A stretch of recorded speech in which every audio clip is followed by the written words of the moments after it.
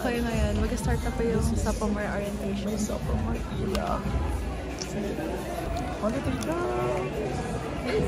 So, good afternoon again, second year students. So, our BS Accountancy program. So, you are called aspiring professional accountants or APAs. But when you graduate from the college, from the UST College of Accountancy, you will become professional accountants. At the end of the second year, you will undergo the reclassification process. That means, therefore, you will be split into three: the BS Accountancy, the BS Management Accounting, and the BS Accounting Information System. So our chair.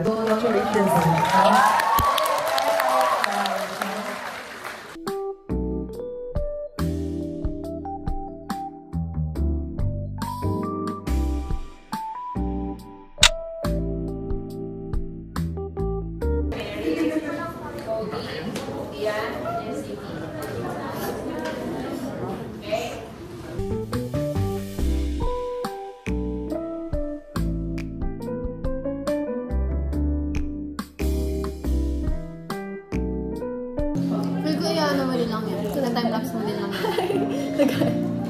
Time-lapse mo din yan.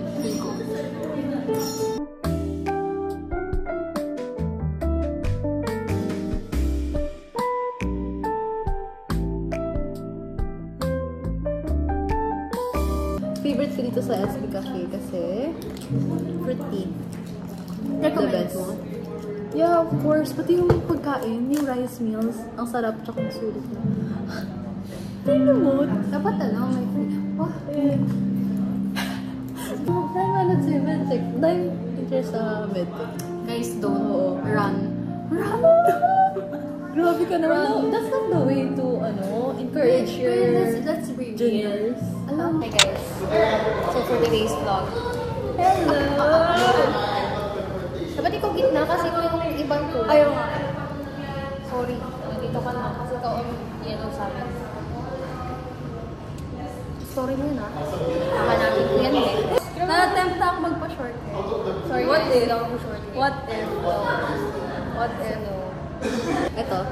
Behind the scenes. Okay, ano? Saying that I love you every day, and I know that you love me, baby, every minute. Give me all your love and don't stop. I love waiting when you reach the top.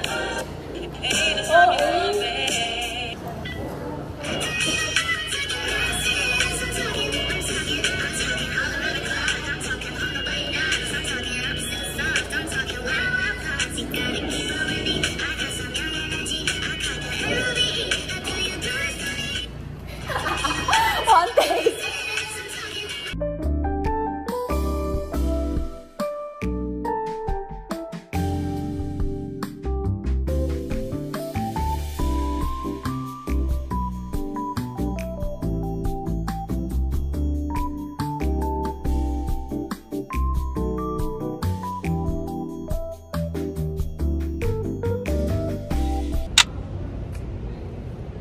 So, mag-isa lang ako sa room.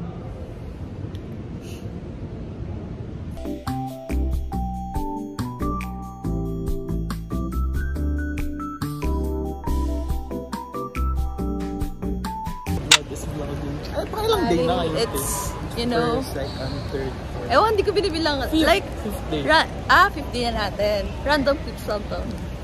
So, break time namin. May ano sila ganyan? Soccer? Asphalt fit. Alam po ayoko niyan. Kasi feel ko pag natapilok ako, tapos na lahat ng pangarap. Siyempre. And then start din natin. Social dance lang. Wait, masaya. Diba? Pero bakit sabi mo nakakapagod? Kasi? It's the social aspect. Yeah, literal na social dance, social skills yung. Ito nakakaya. Ang dami tao.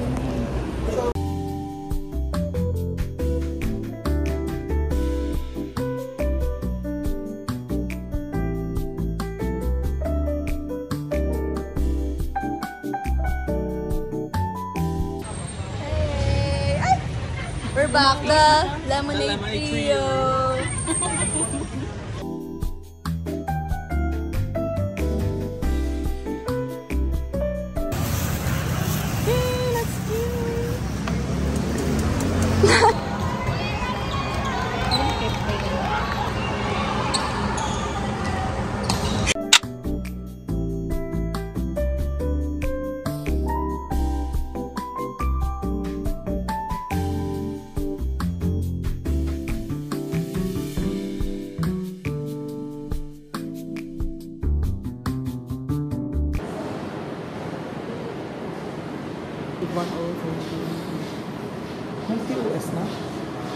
Ay, IT up. Pero lang.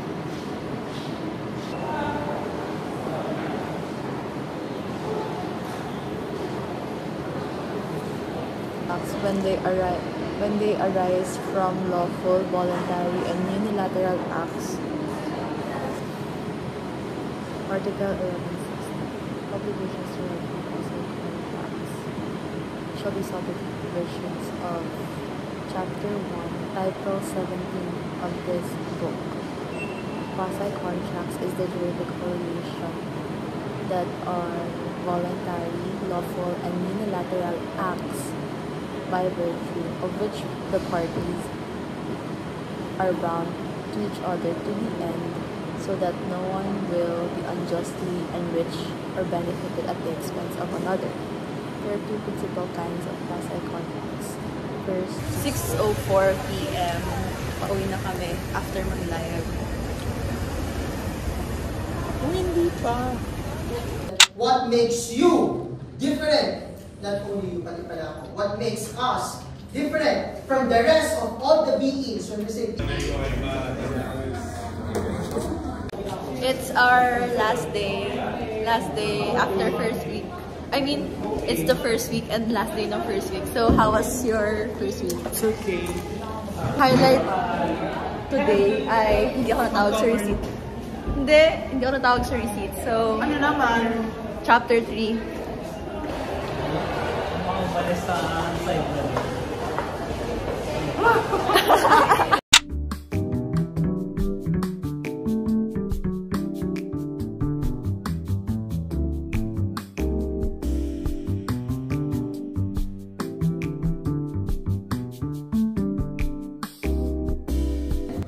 sorry, I'm not trying to discriminate any family. Di ba meron mga Filipino family, even though the son or the daughter wants to study this, and that's sabi ng parents, hindi, walang mag-marriage ng business, I will be the one to decide.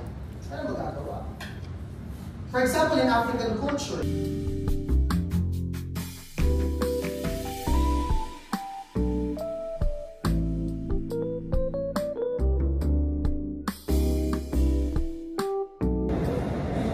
Yes po.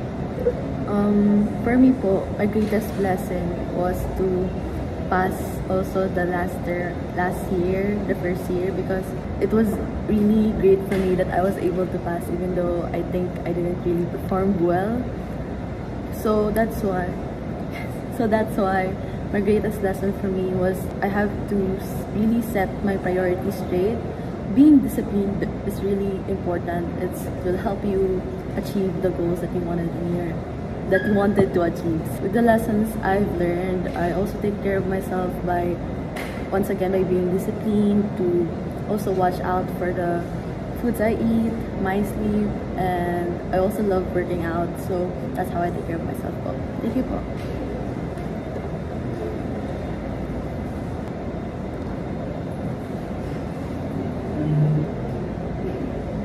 Thank you po. 1:16 and my next class is 3 p.m. So may time pa ako para magpahinga at matulog at mag-scroll.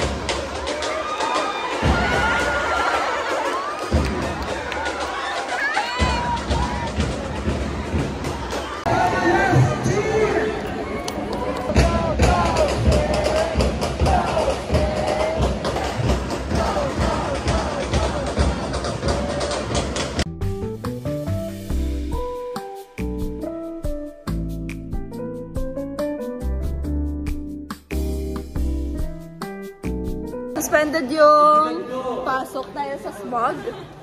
suspended dahil sa smog, so wear your face mask. Wear your face mask. Wear your face mask.